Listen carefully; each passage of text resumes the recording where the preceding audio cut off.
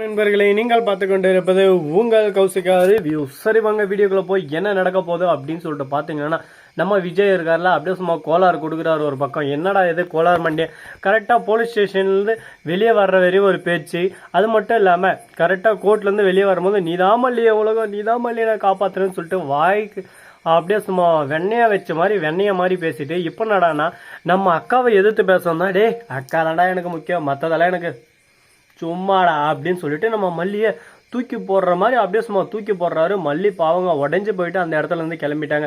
இதுக்கப்புறம் நமக்கு யாரும் வேணாண்டான்னு சொல்லிட்டு ஆனால் இங்கே தான் ஒரு மிகப்பெரிய ட்விஸ்ட் இருக்கு. என்னடா ட்விஸ்ட் அப்படின்னு சொல்லிட்டு பார்த்தீங்கன்னா, நம்ம அன்னபூர்ணி இருக்காங்களா, அவங்க வந்து கடவுள் மேலே ப்ரே பண்ணாரு. கடவுள் என்னைக்குமே கைவிட மாட்டார் அன்னபூர்ணி அப்படின்னு சொல்லிட்டு அரவிந்த் மூலயமா அந்த ஆதாரம் மீண்டும் கிடைக்குதுங்க. உடனே அதை எடுத்துக்கிட்டு துண்டக்கானோ துணியக்கானோன்னு சொல்லிட்டு வீட்டுக்கு வராங்க. வீட்டுக்கு வந்து பார்த்தா நம்ம மல்லியை ஆளக்கானோ. ஐயோ இது என்னடா வம்பா போச்சு அப்படின்னு சொல்லிட்டு விஜயந்துன்னு ஒரு பக்கம் எதுக்கு இங்கே வந்தீங்க, எதுக்கு என்ன ராவடி பண்ணணும்னு சொல்லிட்டு இப்போதான் அவளை துரத்தி விட்டேன், நீங்கள் வேற வந்துட்டீங்களான்னு சொல்லிட்டு ராஜேஸ்வரி மேலேருந்து கத்துறாங்க. ராஜம்மா ராஜம்மா கொஞ்சம் கீழே வாமா, உனக்கு தாம்மா கொஞ்சம் அப்படியே சும்மா சர்ப்ரைஸ் காத்துன்னு இருக்கு அப்படின்னு சொல்லிட்டு கூட்டு நம்ம விஜய் கிட்ட ஆதாரத்தை காட்டுறாங்க. விஜய் கீழே வரத்துக்குள்ள பார்த்துட்டு ஷாக் ஆயிரம் ஒரு பக்கம் அப்படியே சும்மா நெஞ்சை பிடிச்சிக்கிட்டே உயிருக்கு உயிராடைய மல்லியை வீட்டை விட்டு துரத்த வச்சிட்டிங்களே, நீங்கள் எல்லாம் நல்லா இருப்பீங்களா அப்படின்ற கட்டுப்பில் அப்படியே சும்மா ராஜேஸ்வரி காட்டுறாங்க. ராஜேஸ்வரி பார்த்துட்டு ஐயோ விஜய் இதெல்லாம் நான் இல்லை விஜய், இது ஏதோ கிராஃபிக்ஸ் விஜய், இதெல்லாம் நிறைய வந்துட்டுக்குது விஜய் அப்படி இப்படின்னு சொல்லிட்டு டைலாக் விட்டுன்னு இருக்காங்க. இதெல்லாம் கொஞ்சம் டூ மெச்சரில் கொஞ்சம் ஓவரால இந்த அளவுக்கு சொல்லு உன் உருட்டு எந்த அளவுக்கு உருட்டுறியோ உருட்டுமா, உன் நல்ல மனசுக்கு எல்லாமே நல்லதாக தான் விழும் அப்படின்ற மாதிரி ராஜேஸ்வரி ஒரு பக்கம் கம்பி கட்டுற கதை ஆரம்பிச்சிட்டாங்க. மறுபக்கம் ரஞ்சித் வந்து மாமா என்னை மன்னிச்சிருங்க, நான் உண்மையை எல்லாத்தையும் சொல்லிடுறேன், ராஜம்மா தான் இது எல்லாமே பண்ணாங்க, இது எல்லாமே முழுக்க காரணம் ராஜம்மா தான். ராஜம்மாவுக்கு நான் கண்டிப்பாக துணை போனதுக்கு காரணம் என்னன்னு சொல்லிட்டு பார்த்தீங்கன்னா, உங்கள் மேலே சின்ன வயசுலேருந்து எனக்கு காதல் அதிகமே, நீங்கள் எனக்கு வேணும் அப்படின்னு சொல்லிட்டு முடிவில் இருந்தேன். அப்படி நீ போய் விஜய் கிட்ட அந்த உண்மையை சொல்லிட்டேன்னா லாஸ்ட் வரையும் நீ விஜய் கூட சேர முடியாது. நான் இப்போ மல்லியவே சேர விடாமல் வச்சுன்னு இருக்கேன், உன்னை சேர விட்டுறேன். நான் சொல்லு பார்க்கலாம், உனக்கு விஜய் வேணும்னா என் பேச்சை கேட்கணும், எனக்கு அன்னிப்படைஞ்சு தான் இருக்கணும். நீ அதை விட்டுட்டு நீ யார் அப்படி இப்படின்னு சொல்லிட்டு நீ என் மேலே நீ பாய நினச்சி வச்சுக்க, அடுத்த செகண்ட் உன் பீஸை கட் பண்ணி விட்டுருவேன் அப்படின்னு சொல்லிட்டு நம்ம ராஜேஸ்வரி சொன்னதா ரஞ்சிதோ சொன்னிருக்காங்க. ரஞ்சிதுக்கு பளிச்சுன்னு தவறில் விழுது. ஏண்டி சொல்ல மாட்டேன்னு எல்லாத்தையும் உளறி கொட்டிட்டே எல்லாம் வச்சு செஞ்சிடறேன்னு சொல்லிட்டு ஐயோ ராஜம்மா இதுதான் கரெக்டான டைம், இந்த டைமும் நான் சொல்லாமல் திருந்தாமல் தானேன்னா நான் பொண்ணாக இருக்கிறதுக்கே லாக்கி இல்லை. அது மட்டும் இல்லாமல் எனக்கு விஜய் மாமாவை வெறும் மாமாவை தான் பிடிச்சிருக்கு, எனக்கு இன்னொருத்தரை பிடிச்சிருக்கு, இன்னொருத்தர் மேலே நான் காதல் வகைப்பட்டுட்டேன் அப்படின்னு சொல்லிட்டு சொல்கிறாங்க. யாரா அந்த நபர் அப்படின்னு சொல்லிட்டு பார்த்தீங்கன்னா நம்ம அரவிந்த் தாங்க. அட்டா அரவிந்தே மூஞ்சில் நல்ல கல்யாண கலை தெரியுது அப்பா அப்படின்ற மாதிரி தான் ஒரு பக்கம் இருக்கு.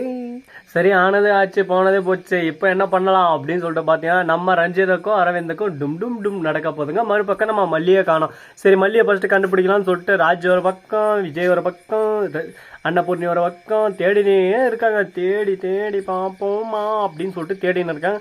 நம்ம ராஜேஸ்வரி என்ன அவளை எங்கே பார்த்தாலும் கண்ட துண்டமாக வெட்டி போடுங்க, நல்லா எங்கேயும் ஆக்சிடென்ட் பண்ணி அப்படியே சும்மா தெரு கீழே விழுந்துக்கணும் அப்படின்னு சொல்லிட்டு சொல்கிறாங்க. என்ன தெருநாயின்னு அவளுக்கு நம்ம சேனல் ராஜேஸ்வரி பொழந்து கட்டுறது தெரிஞ்சுக்க எல்லாரும் விட்டு சேர்ந்தாங்க வச்சுக்க அப்படியே சும்மா குதவி தள்ளுருவாங்க, எல்லாமே ஒரு லிமிட்டு தான் அப்படின்ற மாதிரி ராஜேஸ்வரி நம்ம ஒரு லுக் விட்டா. ராஜேஸ்வரி இருந்துன்னு நான் இப்போ வரையும் பொறுமையாக இருப்பேன்னு எனக்கு தெரியாது, ஏதோ என் நேரம் கெட்ட நேரம் என்னை பொறுமையாக இருக்க சூழ்நிலையில் தள்ளப்பட்டு இருக்கு, அதுக்காக எல்லா சமயத்திலும் நான் அப்படியே இருக்கும்னு அர்த்தம் இல்லை.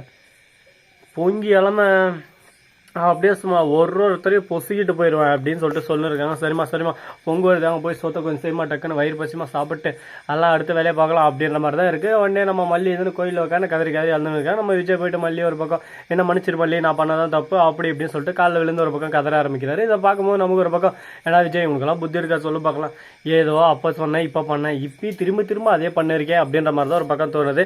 இவர் எத்தனை டைம் தாங்க பண்ணுவாங்க, தப்பு செய்யுது மன்னிப்பு கேட்குறது, தப்பு செய்யுது மன்னிப்பு. நம்ம மல்லியை பார்த்தா என்ன கர்த்தர் மாதிரி தெரியுதா இல்லை கடவுள் மாதிரி தெரியுதா, எந்த நேரம் பார்த்தாலும் மன்னிச்சிருன்னு எவ்வளோதான் மன்னிச்சு விடுவாங்க. அவங்களும் சொல்ல பார்க்கலாம், அவங்களும் மனசு தானே, அவங்களுக்கும் ஒரு மனசு இருக்குல்ல, எல்லாமே ஒரு லிமிட் தான் ப்ரோ, லிமிட்டுக்கு மேலே போச்சோம் அவ்வளோதான் ப்ரோ, ஒன்றும் பண்ண முடியாது ப்ரோ அப்படின்ற மாதிரி தான் நம்ம மல்லி பார்க்குறாங்க. எனக்கு எதுக்கு மன்னிப்பு கேட்குறீங்க விஜய், நீங்கள் உண்டு உங்கள் குடும்பம் உண்டு, நீங்கள் சந்தோஷமாக இருக்கலாம், அதுக்கும் உங்கள் அக்கா கோவில் தெய்வம் மாதிரி உங்கள் அக்கா இருக்காங்க, உங்கள் அக்காவை வச்சுன்னு நீங்கள் சந்தோஷமாக இருங்க விஜய், எனக்கு எந்த பிரச்சனையும் இல்லை, சொத்தெல்லாம் எழுதி கொடுங்க எப்படி என்ன பண்ணுங்க, எனக்கு என்ன சொல்லுங்கள், எனக்கு என்ன காசாரம் அங்கே இருக்கணும்னு சொல்லிட்டு அவசியம், என் வேலை உண்டு என் குடும்பம் உண்டு, நான் என் வழியை பார்த்துட்டு கிளம்புறேன். இனிமே உங்களுக்கு எந்த ஒரு தொந்தரவும் வராது, என்னை விட்டுருங்க அப்படின்னு சொல்லிட்டு கிளம்ப ஆரம்பிச்சிடறாரு.